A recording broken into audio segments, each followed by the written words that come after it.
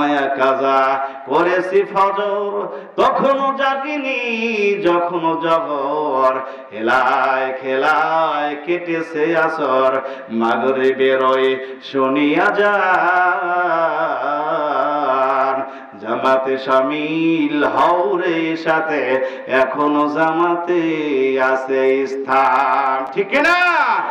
এই এমনটা নয় রে মুসলমান, ফজর পড়লাম জোহর খবর নাই, জোহর পড়লাম আসরের খবর নাই, এমন নয়।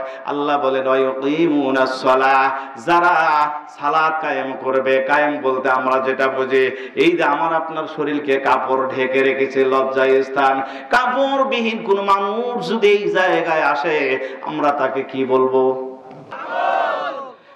তার মানে সে আমাদের সমাজের বাহিরের মানুষ, সে এই সমাজের অন্তর্ভুক্ত হতে পারবে না।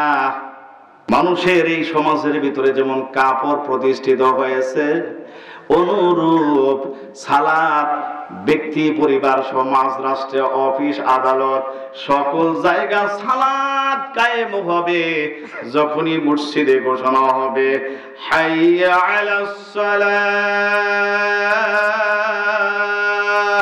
সঙ্গে সঙ্গে সমস্ত কাজগুলো ফেলে দিয়ে বান্দার উচিত হলো মসজিদে গিয়ে হাজিরা দেওয়া।